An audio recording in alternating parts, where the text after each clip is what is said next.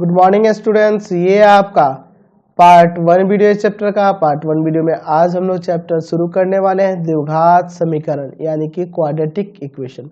तो चलिए समझते हैं द्विघात समीकरण क्या कहलाता है। तो यह लिख सकते हैं कि यदि ए बी सी वास्तविक संख्याएं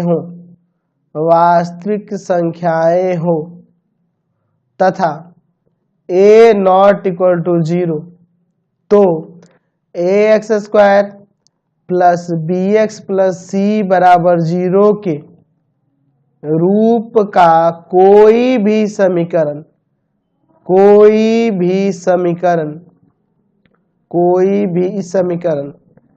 द्विघात समीकरण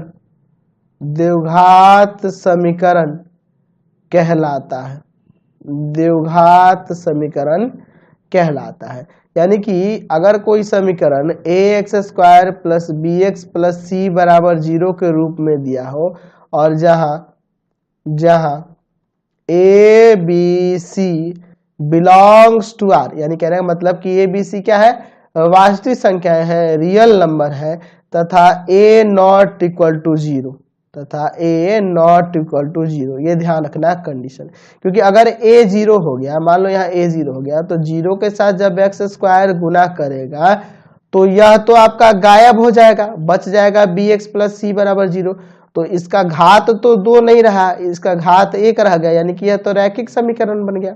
तो द्विघात समीकरण होने के लिए समीकरण आपका जो होना चाहिए ax square plus bx plus c बराबर 0 के रूप में होना चाहिए, जहां a b c वास्तविक संख्याएं होनी चाहिए और a कभी भी 0 के बराबर में नहीं होना चाहिए। तो इस रूप का कोई भी समीकरण आपका द्विघात समीकरण कहलाएगा। जैसे एग्जांपल की बात करें, यहाँ पे लिख देते हैं हम 2x स्क्वायर माइनस का 5x प्लस का 7/2 बराबर 0। तो यह एक आपका द्विघात समीकरण है, क्योंकि देख रहे हैं यहाँ पर कि इस रूप में है यह, और यहाँ a की जगह पे 2 है, b की जगह पे आपका माइनस का 5 है, c की जगह 7/2 है। ठीक है, तो इस रूप का कोई भी समीकरण दिखा तो वह आपका एक द्विघात समीकरण, तो यह एक द्विघात समीकरण है, क्योंकि देखिए द्विघात मतलब कि इसका घात 2 है। ठीक है, तो और ये एक समीकरण के रूप में है, तो यह आपका द्विघात समीकरण कहलाएगा। तो इस रूप में जो भी समीकरण होगा वो आपका द्विघात समीकरण होगा। अगर हम लिख दें 2x स्क्वायर माइनस का 5x बराबर 0, यही लिख दें, तो यहाँ c की जगह 0 है, c वाला टर्म नहीं है, यहाँ कॉन्स्टेंट गायब है, वह 0 होगा, इसलिए वह गायब हो गया। तो यह भी आपका एक द्विघात समीकरण है। तो इसका घात 2 दिख रहा है, इसलिए एक द्विघात समीकरण है। तीसरा देखो, अगर हम लिख दें यहाँ पे 4/3x स्क्वायर बराबर में 0, यह भी आपका एक द्विघात समीकरण है, क्योंकि यहाँ पे पावर में 2 है। तो समझ में आ गया द्विघात समीकरण क्या होता है। चलिए, तो पहले एक्सरसाइज में हमें द्विघात समीकरण के पहचान के बारे में ही पढ़ना है कि कौन सा द्विघात समीकरण होगा, कौन नहीं होगा, उसको सिंप्लीफाई करके बनाना होगा। तो यह जो रूप देख रहे हैं, यहाँ देख रहे हैं ना, ax square plus bx plus c बराबर 0, जहां a 0 के बराबर नहीं होना चाहिए और a और b c क्या है, वास्तविक संख्या है। यह द्विघात समीकरण का मानक रूप कहलाता है। क्या कहलाता है, मानक रूप कहलाता है, यह आप याद रखेंगे। ठीक है, मानक रूप कहलाता है। तो पहले एक्सरसाइज में आपको द्विघात समीकरण के पहचान के बारे में ही पढ़ना है, ज्यादा कुछ नहीं जानना है।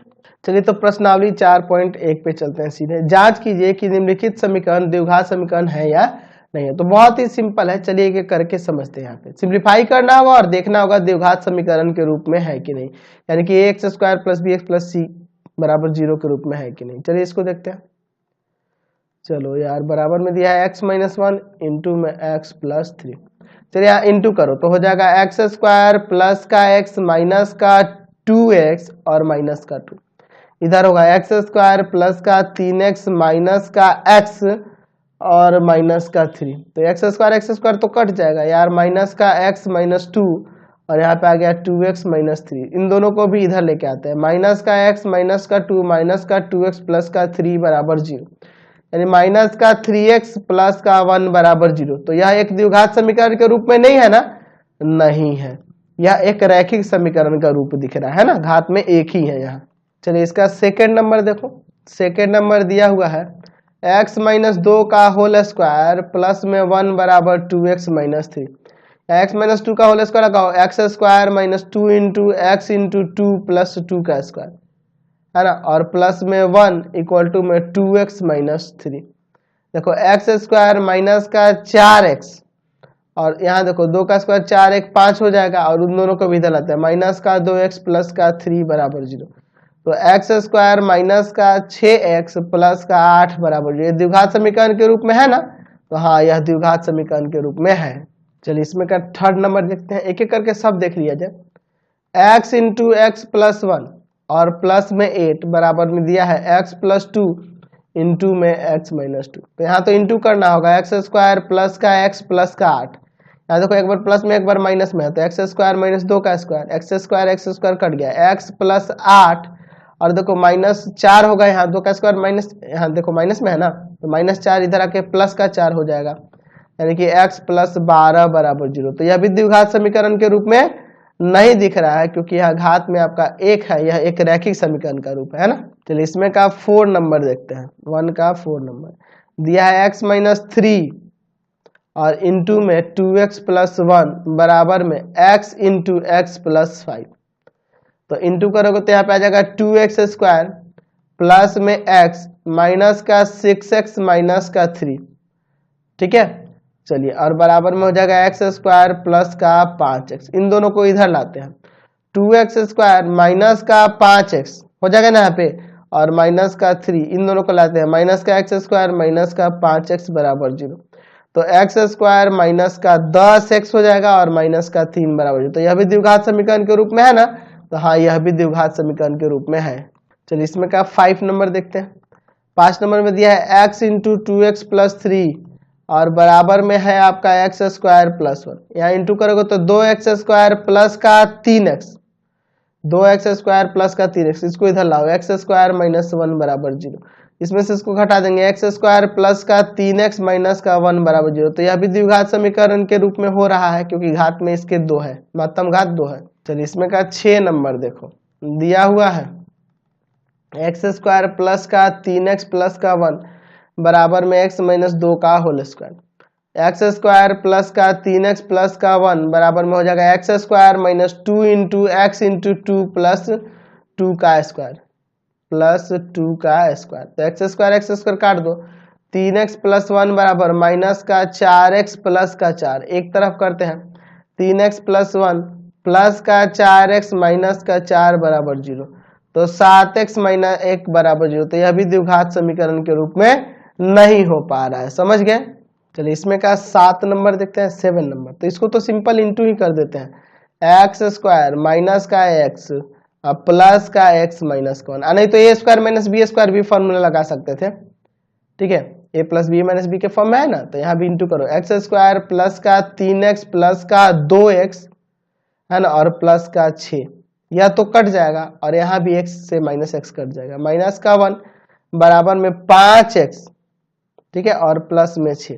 तो एक तरफ कर लो या इसी को उधर भेज दो, तो 5x प्लस 7 हो जाएगा। तो यहाँ से यह भी द्विघात समीकरण के रूप में नहीं हो रहा है, यह भी नहीं है। चलिए इसमें क्या 8 नंबर देख लो, x माइनस 1 का होल स्क्वायर और बराबर में दिया x प्लस 1 का होल स्क्वायर। तो यहाँ देखो दोनों तरफ फॉर्मूला लगाएंगे, x square minus 2 into X into 1 plus 1 का स्क्वायर, इधर हो जाएगा X square plus 2 into X into 1 plus 1 का स्क्वायर। तो सॉरी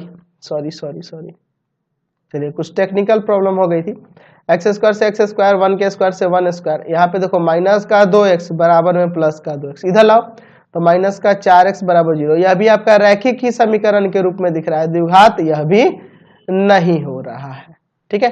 तो समझ में आ गया कौन कौन सा द्विघात हो रहा है और कौन कौन सा नहीं। क्वेश्चन नंबर 2 देखिए, जांच करें कि निम्नलिखित समीकरण द्विघात है या नहीं है। चलिए पहला ही देखते हैं, x प्लस 2 का whole cube equal to X cube minus 4।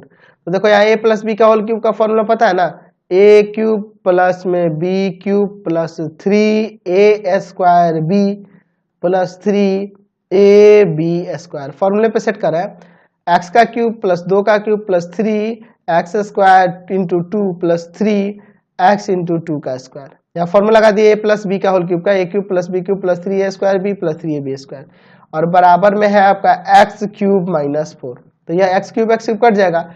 यहाँ पे देखो 2 का क्यूब आपका 8 और प्लस यहाँ देखो 6x², यहाँ पे देखो 2 का स्क्वायर 4 4 12x और बराबर में है माइनस का 4। तो इधर आके प्लस का 4 हो जाएगा, तो हो जाएगा 6x² प्लस का 12x और ये माइनस का इधर आके प्लस में, तो 12 बराबर 0। तो कॉमन लेने की क्या जरूरत है, हमें सॉल्व थोड़े करना है, हमें देखना था द्विघात है कि नहीं। तो हाँ, यह द्विघात समीकरण के रूप में हो जा रहा है, समझ गए। चलो इसमें का सेकेंड नंबर देखो, सेकेंड नंबर में दिया है x minus 1/x equal to 8। LCM लेते हैं यहाँ पे x² माइनस का 1 इक्वल टू में 8, ये जाके इंटू करेगा x² माइनस का 1 बराबर 8x, एक तरफ कर लो x² माइनस का 8x माइनस का 1 बराबर 0। तो यह भी द्विघात समीकरण के रूप में हो जा रहा है ना, हाँ बिल्कुल हो जा रहा है।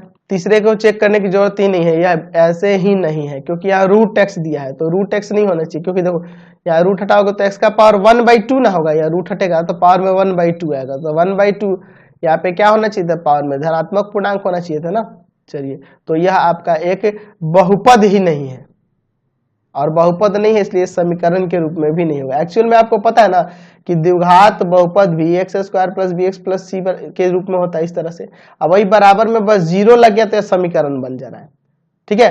तो यह आपका कोई समीकरण ही नहीं हो रहा है, ठीक है, क्योंकि ये रूट के अंदर x दिया है, इसलिए ये कोई समीकरण नहीं है। 4 नंबर देखो, x² plus 1/x equal to 5। यहाँ पे देखो एलसीएम लेते हैं x, तो हो जाएगा x क्यूब प्लस में 1 बराबर में 5, ये जाके इंटू करेगा तो x क्यूब प्लस 1 बराबर में 5x आ जाएगा, x का क्यूब माइनस का 5x प्लस 1 बराबर 0। तो ये त्रिघात हो जा रहा है ना, द्विघात थोड़े हो रहा है, ये भी नहीं है। चलिए अगला देखते हैं हम लोग इसके बाद 5 नंबर। तो 5 नंबर में दिया हुआ है आपका x² माइनस 1/x² बराबर 8। एलसीएम ले लेते हैं यहाँ पे, तो एलसीएम होगा x का स्क्वायर, तो x का पावर 4 माइनस 1 बराबर में 8, ये जाके इंटू करेगा x का पावर 4 माइनस 1 बराबर 8x², एक तरफ करते हैं x का पावर 4 माइनस का 8x² माइनस 1 बराबर 0। ये भी द्विघात समीकरण के रूप में नहीं हो रहा है, समझ गए ना। चलिए अगले क्वेश्चन 3 नंबर के तरफ चलते हैं। कह रहा है निम्नलिखित स्थितियों को द्विघात समीकरण के रूप में निरूपित करना है। चलिए पहला क्वेश्चन देखते हैं, 3 का फर्स्ट। कह रहा है जॉन और जीवती दोनों के पास कुल मिलाकर 45 कंचे हैं, दोनों 5-5 कंचे खो देते हैं और अब उनके पास कंचों की संख्याओं का गुणनफल 124 है। तो हम जानना चाहेंगे कि आरंभ में उनके पास कितने कंचे थे, तो उसके लिए आपको द्विघात समीकरण बनाना है। तो मान लेते हैं, माना जॉन के पास कंचों की संख्या बराबर में x, ठीक है। अच्छा कौन है दूसरा, जीवती के पास कंचों की संख्या तो टोटल मिला के 45 गो है, तो इसके पास x है, तो एक के पास कितना आएगा 45 माइनस x ना। प्रश्न से कह रहा है दोनों 5-5 कंचे खो देते हैं, तो अगर जॉन के पास x कंचे हैं तो 5 कंचे खोने के बाद x प्लस x माइनस 5 बचेंगे, और जीवती के पास 45 माइनस x है, तो 5 कंचे जब खो देगी तो 45 माइनस x माइनस 5, और इन दोनों का गुणनफल जो है वह कितना हो रहा है, अब 124 हो जा रहा है। चलिए इसको सॉल्व करते हैं यहाँ पे, ठीक है। तो x माइनस 5, यहाँ देखो हो जाएगा 40 माइनस x बराबर में 124, गुना करो 40x माइनस का x² माइनस का 200 और प्लस का 5x बराबर 124। चलिए माइनस का x² प्लस का 45x माइनस का 200, इधर आके ये माइनस का हो जाएगा 124 बराबर 0, माइनस का x² प्लस का 45x माइनस का 324 बराबर 0। माइनस कॉमन कर लो तो x² माइनस का 45x प्लस का 324 बराबर 0। तो इसके लिए हमने द्विघात समीकरण निकाल दिया, यहाँ हल करने के लिए नहीं कह रहा, बस आपको द्विघात समीकरण ज्ञात करके छोड़ देना, यही आपका आंसर हो जाएगा। चलिए सेकंड नंबर देखते हैं 3 का। कह रहा है एक दुकानदार 80 रुपए में कुछ किताबें खरीदता है, ठीक है। यदि किताब का मूल्य 1 रुपये कम होता है तो वह उसी राशि में 4 किताब अधिक खरीद लिया होता, मतलब कि 1 रुपये और कम रहता है एक किताब पर दाम, तो 4 गो और एक्स्ट्रा किताब खरीद लेता। तो माना किताबों की संख्या x, मान लेते हैं कि इसके पास जो किताब खरीद रहा है वो कितना है, x किताब है। ठीक है, चलिए अब देखते हैं प्रश्न से। अच्छा, टोटल x किताब खरीदता है और टोटल पैसा खर्च करता है 80 रुपये, तो एक किताब का दाम यानी कि 80/x, देख लो कुल रुपए हो गए, मतलब 80 रुपये इसने खर्च किए और टोटल x किताबें खरीदी, तो उसमें भाग कर देंगे तो यह क्या निकल गया, एक किताब का मूल्य निकल गया। ठीक है, कुल राशि में उनकी संख्या से भाग करेंगे तो एक किताब का मूल्य यहाँ पे नहीं निकल गया, तो एक किताब का मूल्य है यह, और इसमें से 1 रुपये कम कर दीजिए, यानी कि अब क्या हुआ कि 1 रुपये कम हो गया एक किताब के मूल्य पर। तो अब वह कितना किताब खरीद सकता है, तो 4 किताबें अधिक खरीद सकता है, यानी कि x किताब खरीद रहा था, अब x + 4 किताबें खरीद सकता है। तो अब देख लीजिए यहाँ पे यह क्या है, रेट घटने के बाद एक किताब का मूल्य। ठीक है, और यह क्या है, कुल किताबों की संख्या, तो इसमें इससे गुना करेंगे तो टोटल कितना हो जाएगा, बराबर में पैसा जो खर्च हुआ यानी कि 80 रुपये। यह किताबों की संख्या को दर्शा रहा है और यह एक किताब का मूल्य दर्शा रहा है, और दोनों का गुणनफल टोटल जितना कॉस्ट लगा वो। चलिए अब यहाँ पे इंटू करते हैं, तो इसमें इसे इंटू करोगे तो आ जाएगा 80, इसमें इसे इंटू करोगे तो माइनस का x, इसमें इसे इंटू करोगे तो यहाँ हो जाएगा आपका 320 बटा में x और माइनस का 4 बराबर में 80। ठीक है, तो यहाँ देखो तो 80 काट सकते हैं कि नहीं, काट सकते हैं बिल्कुल। अब देखिए यहाँ पे जो बच गया इसको थोड़ा सीधा करके या डायरेक्ट ऐसे भी एलसीएम ले सकते हैं। ठीक है, तो एलसीएम यहाँ पे लोगे तो एलसीएम होगा x माइनस का x² प्लस का 320 माइनस का 4x बराबर में 0। यह जाके इधर इंटू कर देगा 0 से, तो 0 हो जाएगा, बच जाएगा आपका माइनस का x² प्लस का 320 माइनस का 4x बराबर में 0। एक काम करो, इसको ठीक करो, माइनस का x², ठीक है, माइनस कॉमन कर लो, या फिर तो यहाँ आ जाएगा प्लस का 4x माइनस का 320 बराबर में 0, या माइनस उधर जाके भाग में 0 हो जाएगा, बच जाएगा x² प्लस का 4x माइनस का 320 बराबर में 0। यह आपका द्विघात समीकरण प्राप्त हो गया। चलिए थर्ड नंबर क्वेश्चन देखते हैं। थर्ड कह रहा है, एक कुटीर उद्योग एक दिन में कुछ खिलौने निर्मित करता है, प्रत्येक खिलौनों का उत्पादन मूल्य रुपए में, मतलब रुपए में उत्पादन मूल्य जो है रुपए में है, और वो कैसे है, तो 55 में से एक दिन में निर्मित खिलौनों की संख्या को घटाने से प्राप्त संख्या के बराबर है। ठीक है, किसी एक दिन कुल निर्माण लागत 750 रुपये थी, तो हम उस दिन में निर्माण किए गए खिलौनों की संख्या ज्ञात करना चाहेंगे। या माना उस दिन निर्मित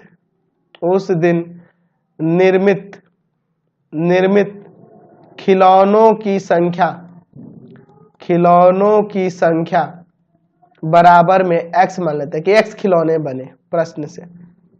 चलिए तो यहां से एक चीज बताओ, तो एक खिलौने का मूल्य क्या होगा, एक खिलौने का मूल्य कितना होगा, तो यहाँ देखिए क्या कह रहा है कि प्रत्येक खिलौने का उत्पादन मूल्य 55 में से, रुपए में ये देखना है, 55 में से एक दिन में निर्मित खिलौनों की संख्या को घटाने से प्राप्त संख्या के बराबर है।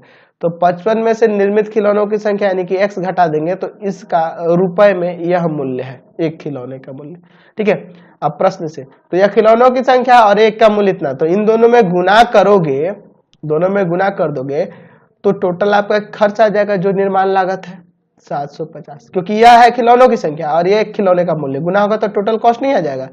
चलिए तो 55x माइनस का x² बराबर में 750, इन दोनों को उधर ही लेके चले जाओ ना, प्लस का x² माइनस का 55x और प्लस का 750, यहाँ से यह आपका समीकरण आ गया, बराबर में 0 है, तो 0 इधर रहे चाहे उधर है कोई फर्क नहीं पड़ता है। चलिए अगला क्वेश्चन देखते हैं, 4 नंबर कह रहा है, दो धनात्मक पूर्णांकों के वर्गों का योग 117 है, यदि छोटी संख्या का वर्ग बड़ी संख्या के 4 गुना के बराबर हो तो हमें संख्याओं को ज्ञात करने की जरूरत है। यहाँ भी आपको समीकरण ज्ञात करना है, तो अभी तो एक्चुअल में 2 चर लेके चलेंगे, ठीक है, 2 x और y मान के इसमें चलेंगे, और अंत में जाके उसे द्विघात समीकरण में बदल देंगे, क्योंकि यहाँ पे एक्स वाई में सही से रिलेशन नहीं पता चला। छोटी संख्या और बड़ी संख्या में अच्छा एक छोटा सा रिलेशन नहीं दिया, इसलिए आप कंफ्यूज नहीं हो, इसलिए हम लोग यहाँ दो चर मानेंगे। माना छोटी संख्या बराबर में x और बड़ी संख्या बराबर में y। एक्स वाई मानेंगे, लास्ट में इसको ठीक कर देंगे प्रश्न से। कह रहा है छोटी संख्या का वर्ग बड़ी संख्या के 4 गुने के बराबर है, यानी कि 4y के बराबर है। ठीक है, इसको समीकरण 1 मान लो। और शुरू में कह रहा है दो धनात्मक पूर्णांकों के वर्गों का योग जो है 117, इनके वर्गों का योग क्या है 117 है, यानी कि x square plus Y square बराबर 117। तो एक्स स्क्वायर की जगह पे 4y नहीं लिख सकते हैं, चलिए अच्छा इसको इधर लेके आते हैं, माइनस का 117 बराबर 0। तो यहाँ से इसको सही करो तो वाई स्क्वायर प्लस का 4y माइनस का 117 बराबर 0, यह समीकरण तैयार हो गया। समझ गए? तो एक्स वाई जो इसमें मानना पड़ा, मजबूरी में मानना पड़ा, क्योंकि यहाँ से एक सही संबंध हम लोग स्थापित कर सके, इसलिए ऐसा करना पड़ा। चलिए अगला क्वेश्चन देखिए, यहाँ पे 5 नंबर 3 का 5 नंबर कह रहा है एक कपड़े के टुकड़े की कीमत 200 रुपए है। यदि कपड़े का टुकड़ा 5 मीटर अधिक लंबा होता तो इसकी कीमत 2 रुपए कम होती, तो टुकड़े की कीमत अपरिवर्तित रहती। ठीक है, और टुकड़े की कीमत क्या होती, अपरिवर्तित रहती। इसके लिए भी हमें समीकरण ज्ञात करना। तो जैसे 3 का 2 नंबर क्वेश्चन था ना, इसी तरह यहाँ भी है। या मान लेते हैं, माना कपड़े की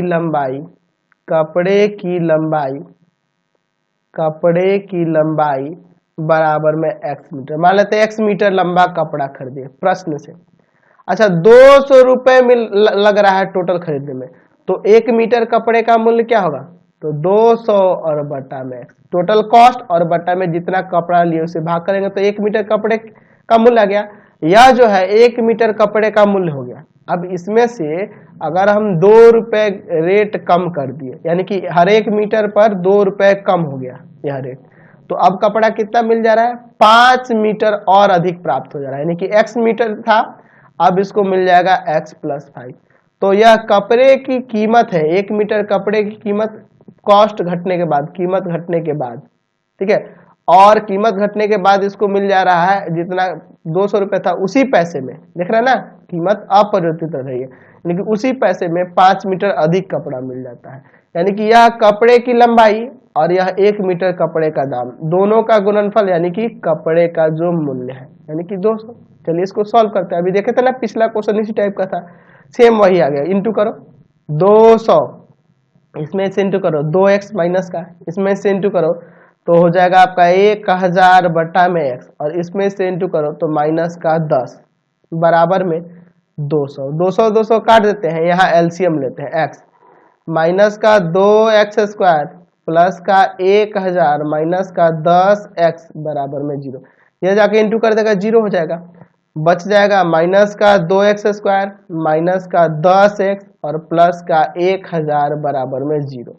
यहाँ से माइनस का 2 कॉमन कर लो, x स्क्वायर प्लस का 5x और माइनस का 500 बराबर 0। ये जाएगा भाग में तो हो जाएगा 0, बच जाएगा आपका x स्क्वायर प्लस का 5x माइनस का 500 बराबर में 0। यह आपका द्विघात समीकरण प्राप्त हो गया। तो एक्सरसाइज आपका कंप्लीट हो गया। इस वीडियो को यहीं पे एंड करते हैं। प्लीज आप चैनल को सब्सक्राइब करेंगे, वीडियो को ज्यादा से ज्यादा दोस्तों में शेयर करें, और इससे रिलेटेड चैप्टर देखने के लिए सीधे डिस्क्रिप्शन में जाएंगे। पूरे बुक का लिंक NCERT, भारतीय भवन, KCC सबका लिंक नीचे डिस्क्रिप्शन में, और प्लीज मेरे अदर चैनल्स को भी सब्सक्राइब कर लेंगे। Thanks for watching the video. Please video को लाइक एंड शेयर करना नहीं भूलेंगे।